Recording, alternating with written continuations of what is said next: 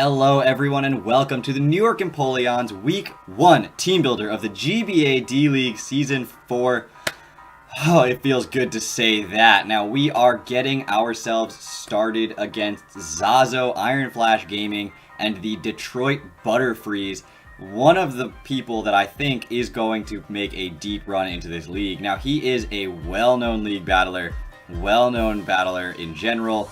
Great player, great guy. Obviously, through interacting with him on Discord to try to plan things, he's been a lot of fun to talk to. So, shout out to Iron Flash Gaming. If you have never seen him before, his link will be in the description below. Go check out his side of his team builder and his battle as well, if it is uploaded at this point when you're watching this. My side, also, just a heads up, the team builder format is going to be pretty similar to before. It's just me talking about my mons, thinking about what I think they're going to bring, stuff like that. If you've never seen my team builders before, it's pretty simple. We hang out, we have some fun, and then tomorrow we realize that I was completely wrong on everything, but at least we had fun during the team builder, and then we get bodied. But his team: Garchomp, Ferrothorn, Zapdos, Slowbro, Talonflame, Heracross, Crocodile, Blissey, Blaziken, Gogoat, and Mega Diancie. I went through his draft analysis video and literally just stared at his team, and he's like, yeah, so I had this thing which covers these weaknesses, and I had this thing which covers these weaknesses, and this has a quad weakness, I know, but like this quad resists it. And I was like, oh my god, he's right. He has so many quad weaknesses, it's wild, but also everything resists everything else's weaknesses. So hopefully we can break through. Everything on my team had to have like a variety of coverage moves and a variety of sets that they were running that weren't necessarily things that I think he's going to predict me to have explicitly. So first thing we are going to be running is Milotic. Milotic's going to be competitive with a decent amount of special attack investment, not necessarily as much bulk this week.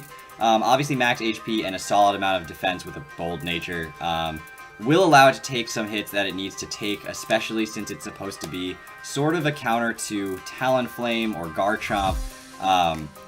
And it can handle the Slowbro.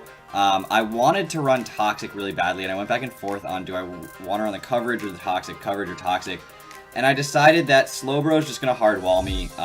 If I do have my Milotic in there, I can't really do anything to the Slowbro.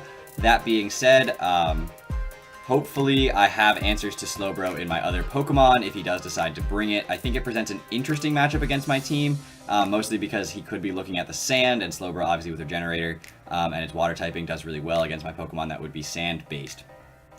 But Ice Beam, Scald, Recovered, Hidden Power, Fire hits a majority of his team incredibly hard. Not much wants to switch into this thing, with the exception of obviously Blissey and Slowbro. I think this thing will handle a vast majority of his team. It can hit everything else for super effective damage. And with a good prediction, I can take some stuff out. I still am not sure if I will switch out a move for Toxic, so if that does change, I will show you guys that in the battle tomorrow. But I am kind of going back and forth on this, and I like the set that I'm running because Hidden Power Fire 2-hit KOs with this amount of special attack, a max HP but not specially defensive invested Ferrothorn. Ice Beam will 2-hit KO a Zapdos if it's not specially defensive invested, 2-hit KO as a Garchomp. So, and then Scald obviously hits the Crocodile, hits the Talonflame, hits the Mega Diancie, hits the Blaziken, so Scald's not going anywhere. But the real question is, do I put Toxic on there specifically for the Slowbro? I'm running competitive because I do want to get a special attack boost if he does go into the Crocodile for any reason, if he does go for a Defog on the Zapdos. Not that I would necessarily hard switch this thing on a Zapdos, but especially on a Talonflame, I could see myself switching this thing in and getting that off. Now, the other risk is that if I think he's going to go into Slowbro and I click Toxic and he goes into Mega Diancie, we do have a problem. And that's why I don't necessarily want to run Toxic, because I am running competitive and not Marvel Scale this week. But I think I can still handle most of his physical threats just fine. And he's got to think that I'm going to be Marvel Scale, so I don't think he's going to want to give me that defense boost. Next up, we have Nino the Gardevoir. Gardevoir is going to be holding a Life Orb this week, rocking Trace as its ability. Trace is such a good ability in League format. It gives you so much information. It gives you so much utility. I can switch this thing in on a Slowbro, take a couple Life Orb recoil hits, and then switch it out and get Regenerator. I can switch this thing on a Ferrothorn and make it Iron Barbs itself. I can switch it on a Blissey and get Serene Grace or Natural Cure. I can switch it on Mega Diancie, get Magic Bounce. He can't set his own rocks up. There's so many utility things, switching on a Crocodile, and it can Intimidate itself. So there's so many utility options to run with a Trace Mon. A lot of Pokemon don't like facing Pokemon with their own abilities, so that's really, really fun. Life Orb this week with 220 speed, which is going to allow me to outspeed Scarf Chomp if I have the Tailwind up, which I do have spoilers on my my Tornadus. So that is the exact amount of speed I wanted. I think this thing is going to be max special attack modest otherwise. And Energy Ball, Psyshock, Moonblast covers, again, a vast majority of his team. Now, obviously, this thing does better against Slowbro than my Lodic does with that Energy Ball and the Pain Split. Pain Split minimally to a Blissey does 37%. If I'm at full health and he's at full health with a Blissey, if he's max HP, it does 37%, which is insane. So Pain Split with a Life Orb allows me to like recover myself back up pretty freely. His team has so much HP. I mean, Garchomp's base like 108 HP, Go-Go's got a ton, Blissey obviously is insane. So he has so much HP that I was like, oh, well, let me just get Pain Split and not put a ton of HP investment instead of putting that into something like defense, where I can then take a hit a little bit better.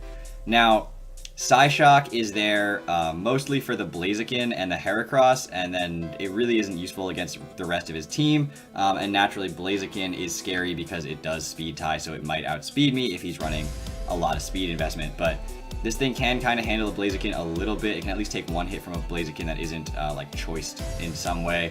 And then it can dish a lot of damage back with Psyshock, or I can take a hit and go for Pain Split and bring him down really low, and kind of scout whether he's faster than me or not. Or, you know, any variety of things. Now, the Life Orb's obviously going to be ticking down Gardevoir a little bit, but it does give it that extra oomph it needs in order to get a couple of kills. So I do want this thing to stay alive, stay healthy, be able to Pain Split on that Blissey, which really can't touch it that much. Almost no matter what set he's running, he does not want to hit me. I mean, I do have base 115 special defense, so Gardevoir here this week, going to be rocking a lot of utility stuff with that Pain Split. Next up, we have Victini, Choice Scarfed Victini this week. A lot of people were asking me from my front office and from my friend group who were like, why didn't you Z Victini? And I was like, because you're not going to run Z Victini that often. Because base 100 speed is good, but it's not stellar. And so I was like, okay, I'm going to not really generally run Z Victini because then you need to run it, you know, max speed basically. And so I'm probably going to be running it with choice items a lot. I'm probably going to be running it with some fun like Assault Vest or Absorb Bulb or Weakness Policy or something like that. But I don't have any intention of Zing it now that I've made that completely not a possibility for myself. We are going to be running Physical this week with U-Turn, Zen Headbutt, V-Create, and Trick. It's going to be a bunch of speed. Victini will outspeed a Scarfed Crocodile at that range, so it always guarantees outspeed Crocodile. And it'll speed an Adamant, a Scarfed Adamant Garchomp as well. If he's Scarf Jolly, I can't do anything about it. So I decided not to worry about that too much. V-Create obviously is going to dent something that isn't named Slowbro, but that's what U-Turn or Trick. Tricking a Scarf onto Slowbro, tricking a Scarf onto Ferrothorn, tricking a Scarf onto Blissey. There's some Pokemon on his team that actually really do not appreciate being Choice Scarfed, and so I looked at the matchup and I said, you know what, I think tricking a Scarf onto something like that is... especially because Slowbro is such an obvious switch into this thing. What I might do is you know, bring it in if he doesn't have rocks up, U-turn a couple times to kind of scout like what is his normal switch into this thing going to be, and then once I've done that, go for that trick, get this thing, get the Scarf off of this thing, and be able to then come in and whatever item I have left, dent some stuff with Victini later on in the game. Now, I love Victory Star because it makes Zen Headbutt extraordinarily reliable and V-Create extraordinarily reliable. V-Create will... I mean, again, anything not named Slowbro is not going to appreciate a V-Create. Mega Diancie and Garchomp can both take it, but they don't love it, and neither of them want to see a U-turn into, for instance, my Lodic. And so I think this thing has a lot of utility for me this week. I think it matches up well against his team. Next up, we have Mercurysaur, the Venusaur. It's going to be Chlorophyll this week. It is going to have Giga Drain, Leech Seed, Synthesis, and Hidden Power Fire. Again, I just don't want to get hardwalled by Pharaoh. This thing does it handle Slowbro? Yeah, kind of actually, as long as he's not running Psychic and not Psyshock, because I am going to be running a specially defensive Venusaur. Giga Drain obviously does a lot to Slowbro. Leech Seed will hit anything that isn't Ferrothorn or Go-Goat, but I do have to watch out for both of those Pokemon, which is why I put on Hidden Power Fire. I thought about the Sludge Bomb instead for Go-Goat, but Go-Goat doesn't seem to be as threatening this week. If he does decide to bring it on my Venusaur, that is what it is. It's not a safe switch because I might have the Sludge Bomb, and that's going to do a ton of damage to Go-Goat. I don't happen to have it, but you know, that's not a big deal to me, and it could be a pretty safe switch into something like Tornadus, which he has to be afraid of, like a Z-Fly, or Z-Hurricane in this case. So I think this thing has some utility. Again, I put a little bit of speed into it just to watch out for him trying to speed creep my base 80s, because all of my Pokemon are base 80. But I think this thing will do a lot. Go-Goat scares Venusaur. Go-Goat actually scares a good amount of my team, but he needs a safe switch into Go-Goat in order to do that. Otherwise, I do have some answers to it as checks. So, and if he's running Sap Sipper, I can always go out into my Gardevoir and get Sap Sipper, and now I have a +1 attack Gardevoir, but also a Grass Immunity Gardevoir, and then have the ability to go for a Moonblast pretty freely no matter what. So I think that's always a strategy that I have available to me. I think this Venusaur can put in a lot of work this week. Hopefully it does what I want it to do, but I could see it getting walled out a little bit late game if it's one of my last Pokemon alive, so I do have to make sure that the Go-Goat goes down while my other Pokemon are still alive. Next up we have Giggles the Gigalith. Choice banded sturdy Gigalith this week. We are not going to be running Stealth Rocks this week. We are going to have this thing come in and nuke something. This is probably my lead. It's actually a really fun lead because he probably isn't expecting to be choice banded. And so if he leads Pharaoh to try to set up some entry hazards, if he leads with his Crook to try to set up some entry hazards, Superpower bodies both of those Pokemon. So he can't kill me in one hit. Crocodile obviously can Earthquake, but I'm sturdy. Ferrothorn dies to a Superpower before it even gets off a hit. The only thing that would be a threat is if he leads Garchomp with Stealth Rocks and it's defensive. Superpower would be my strongest attack on that. It wouldn't kill. Yeah, Superpower Earthquake would be my strongest attack on that. It wouldn't kill, and it would leave me vulnerable to him attacking back with something like an Earthquake, which Earthquake from Garchomp doesn't OHKO this, but if I click Superpower, it could with Rough Skin and Rocky Helmet. So I'd probably have to go for Earthquake if I stayed in it at all. But I think against any other Pokemon on his team, the Gigalith is a great lead. It is choiced, but so he could go out into something like a Slowbro if he has it, if he thinks I'm going to go for a Superpower, but I don't see that. I think if he leads Crook, I want to say he's going to go for a Taunt. That would be huge. If he goes for a Taunt, I OHKO with a Choice Banded Superpower, straight up. Even at -1, even if it's Intimidate, I just OHKO Crocodile. If he goes for a knockoff, and he's Intimidate, then I don't OHKO with Superpower, but I do a ton of damage. He also gets a ton of information about my set, which isn't ideal. So I think the best lead would be Ferrothorn for him to lead against my Gigalith, thinking, oh, well, Ferrothorn is a very good matchup against a Gigalith, has the typing matchup on both sides, and it, prevents, it's not going to get killed in any one hit, so why am I going to worry about it? Superpower bodies a Ferrothorn, unless he's max HP, max defense, impish nature with, Focus Sash, or a Chople Berry. And I don't see him running a Chople Berry this week because of the fact that I'm running Hidden Power Fire and everything, and he's going to know that I'm going to do that. So he may be running Akka, but I don't see him running Chople. Now, aside from just destroying something with Superpower, this thing also has Throat Chop for Slowbro, which is a 2-hit KO on a defensive Slowbro, which is huge. Rock Slide for Stab, it hits Talonflame, it hits Zapdos, it hits Blaziken pretty hard, it's the Stab move, so it hits Blissey hard, but not as hard as Superpower. Hits Heracross decently hard. So I have neutral coverage for everything on his team. And then Earthquake obviously is for Mega Diancie, it's for Blaziken.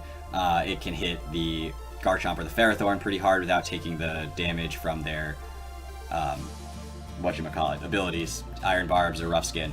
Now, I have 60 speed on this. This is actually enough to outspeed a Slowbro. I think it's hilarious that I'm slower than Slowbro. But it is enough to outspeed a Slowbro, and Slowbro mins out at 50 if he just has a neutral nature. So I'm actually putting myself up to 53 to outspeed him speed creeping, me outspeeding him. So if I went to 51 and he went to 52 to try to stop me from speed creeping, I'm speed creeping that. I don't trust Zazo at all. I just want to make sure that he can't know exactly what I'm going to do. This is my 1 week. This is the first week of the TBL. Wow. This is the first week of the GBA, and I have 1 week to be a complete mystery to everybody, and it's against Zazo, which actually really benefits me because he's such a good battler, that him not knowing what I'm going to do or what kind of sets I like to run actually super benefits me right now. So hopefully that's going to play into this match a little bit more than I would expect it to. And I'm going to be able to lead with this thing and nuke something. Even if I take Rocky Helmet and Iron Barbs from a Ferrothorn, but I kill it, that's huge. I don't care if he breaks my Sturdy, and if I might -1/-1 and he gets a free switch into something. That Ferrothorn being out of the way frees up my entire team. So it does mean that I would want to switch Toxic and HP Fire on the Milotic. So I'm still debating. I will get back to you guys whether or not I decide to do that, but because again, it's really just for the Slowbro in that case. So I will see what I do, but that is, this Gigalith set this week is going to be super fun. I'm actually super excited to use it. I've never used a Gigalith competitively before, so we'll see how this goes. That should be really interesting. And finally, we have Aeolus, the Tornadus Eye. It is actually going to not have Flying EMZ. It's going to be Steel EMZ, Iron Tail, Heat Wave, Tailwind, Defog. With max speed, allows to outspeed Mega Diancie no matter what. What I'm really hoping is that if he has his Ferrothorn in, or if he has his Heracross in, I can go for a Heat Wave or a Tailwind as he switches out, because obviously this thing would outspeed and destroy them with coverage moves. So what I want him to do is switch out into his Mega Diancie, which is a pretty solid cover, kind of a catch-all for most Tornadus sets. Steel EMZ, though, will destroy it. So it's not taking, even from a non-invested Tornadus, it does not take that Iron Tail well at all from a Z Tornadus. So what I want to do is obviously, like, he's in with Ferrothorn, I switch my Tornadus in, maybe he like Leech Seeds or something, I go for the Heat Wave, it either kills it or he switches into Diancie, and then I get to click Steel Z Iron Tail. Now the other thing is that the only thing that really switches into this freely is Mega Diancie or his Garchomp. Nothing else wants to deal with the coverage moves this thing learns. So, I mean, Superpower could be there for the Blissey. I could have Heat Wave, obviously, for the Go-Go. This thing, obviously, a lot of people would run Hidden Power Ice on it for the Garchomp. So, the coverage moves that I get mean Mega Diancie is really his only generally safe switch into it. And so, I really want to make sure that I can trick him into thinking that he's going to be safe, that I have to switch out on that because it's obviously a really good counter to me. And then, because I max speed, I guaranteed outspeed it, and I can just click Steel EMZ Iron Tail and take that out. So a couple of nukes at the end of this team. Obviously, Gigalith and Tornadus. We're going to see how this goes. I have no idea how this battle is going to go, to be perfectly honest. It could go either way this first week. I'm super excited, though. I think the GBA D-League is going to be a lot of fun to show off what the New York Empoleon are all about. We're all about fun, creative, but powerful sets and things that can come in that you are not ready for and really take on the league in a way that I think it's true New York Empoleon style, and if it works, and if it doesn't, it fails gloriously. But the battles are all really entertaining, and we're going to have a lot of fun with it this season, so I hope you guys are ready for the battle tomorrow. Just a heads up, go make sure you check out Iron Flash Gaming's side of the battle and everything else, because he is an awesome dude, and you guys should show him your love and support. But with that, I'm going to get out of your faces. I hope you guys enjoy. If you have not subscribed to my channel, I encourage you to do so. We are finally past 100 subscribers, so shout outs to everybody who did follow and subscribe. Mostly subscribe, because you don't follow on YouTube. Follow me on Twitch, subscribe to me on YouTube, do anything else you want with all my other social media. It's all in the description below. I will see you guys tomorrow with the battle against Zazo. Take care, everybody.